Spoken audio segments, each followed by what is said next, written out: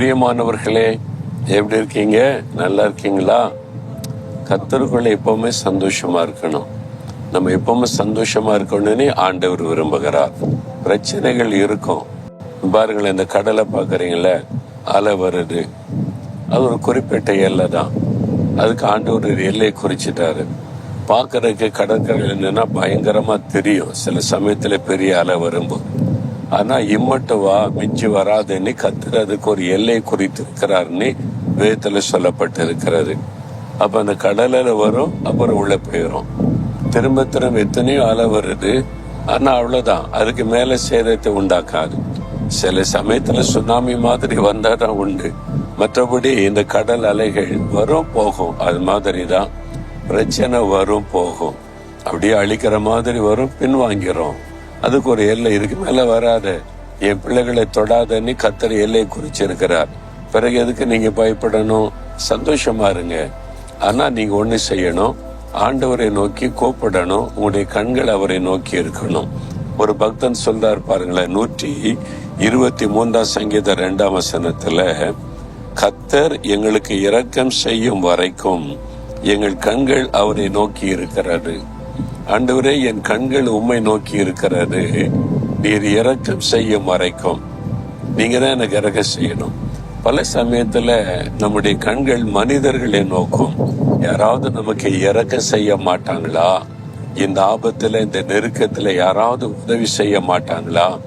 நம்ம கூட வேலை செய்யறவங்க அல்லது நம்முடைய தெரிந்த சொந்தக்காரங்க, நம்மோட பழகினவங்க, நண்பர்கள் யாராவது இரக்கம் செஞ்சிட மாட்டாங்களா?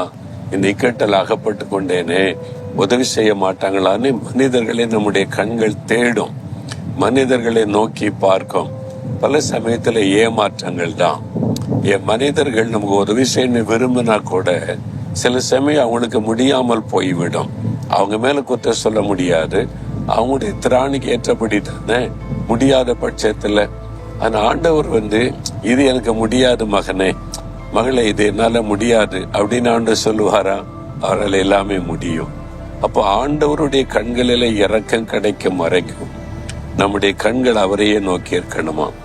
இயேசுவை விட்டு கண்ணை இந்த பக்கம் அந்த பக்கம் விளைக்கிறாருங்க.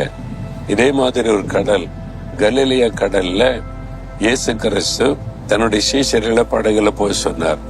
அவங்க போனாங்களா? ராத்திரி நேரம் எதிர்காற்றா இருந்ததுனால படகு நடுக்கடல்ல அகப்பட்டு கொண்டது. முன்னாலும் போக முடியல, பின்னாலும் போக முடியல. பெரும் காற்று வீசுகிறாரு.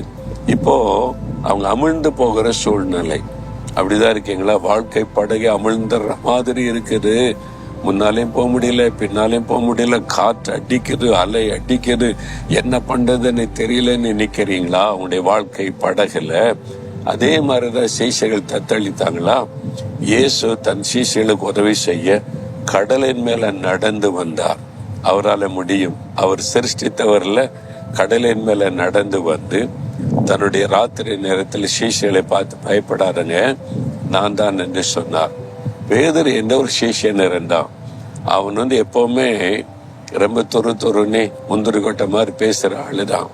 ஆனா அவருக்கு அந்த நேரத்துல படகுல இருந்த ரொம்ப ஆபத்து, இது கவிழ்ற மாதிரி இருக்கு, இயேசு பக்கத்துல போயிட்டா நம்ம சேஃபா இருக்கலாம்னு சொல்லி, ஆண்டவரே, நானும் கடல் மேல நடக்க எனக்கு ஒரு பெர்மிஷன் தாங்க, எனக்கு உதவி செய்யுங்கன்னு ஒரு ஜெபம் பண்ணினார்.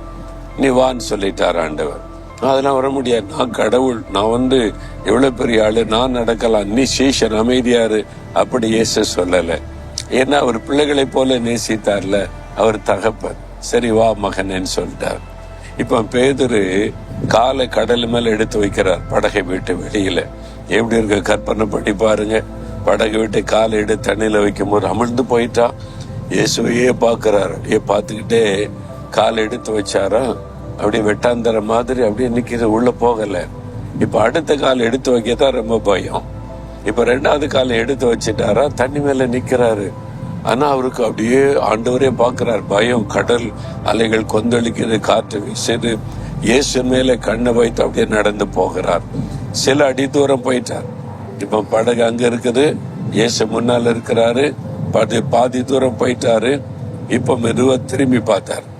இயேசுவையே பார்த்துக்கிட்டு இருந்தவர் அப்படி திரும்பி பார்த்தாரா, படகு அப்படியே தத்தளிக்கிறது, மூழ்க போகிற மாதிரி காற்று வீசுது. அதை பார்த்த உடனே ஐயோ நான் இங்கெல்லாம் நிக்கிறேன், ஒரு பக்கம் இயேசு அங்க இருக்கிறாரு, படகு அங்க இருக்கிற, ரெண்டுக்கு மத்தியில இருக்கிறேனே அப்படின்னு பயம் வந்தாரு. அமிழ்ந்து போனார். ஆண்டவரே ரட்சின்னு கூப்பிட்ட உடனே இயேசு கரை நீட்டி தூக்கி, ஏன் சந்தேகப்பட்ட அப்படின்னு கட்டிட்டு கொண்டார். சூழ்நிலை பார்த்த உடனே பயம். ஏன் சூழ்நிலையை பார்த்தாரு? இயேசுவின் மேல இந்த கண்ணை வேறு பக்கம் திருப்பினதுனால வந்த பிரச்சனை. நீங்க இயேசுவின் மேலேயே கண்ணை வைத்து கொண்டிருங்க, அவரையே பார்த்து கொண்டிருங்க, பிரச்சனை மாறிடும், போராட்டம் நீங்கிரும், அற்புதம் நடக்கும். நீங்க இயேசுவின் மீது இருக்கிற கண்ணை வேறு பக்கம் திருப்பிட்டீங்கன்னா சூழ்நிலை பார்த்தா பயம் வரும், கலக்கம் வரும், அவிசுவாசம் வரும், அமிழ்ந்து போவீங்க. எங்களுடைய கண்கள் உண்மையே நோக்கி இருக்கிறது ஆண்டவரே அப்படி சொல்லுங்க. நீங்க ஜெயிப்பீங்க, போய் கரை சேர்ந்துருவீங்க, இதை மேற்கொள்ளுவீங்க. இன்றைக்கே ஒரு அற்புதம் நடக்கும். நீங்க கண்ணை வேறு பக்கம் திருப்பினீங்கல்ல, அதை அறிக்கையிட்ட ஆண்டவரே நான் வேறு பக்கமாக என் பார்வை திருப்பினதை மன்னியும், உன் மீது நான் கண்ணை வைக்கிறேன்னு சொல்லுங்க. அற்புதத்தை காண்பீங்க.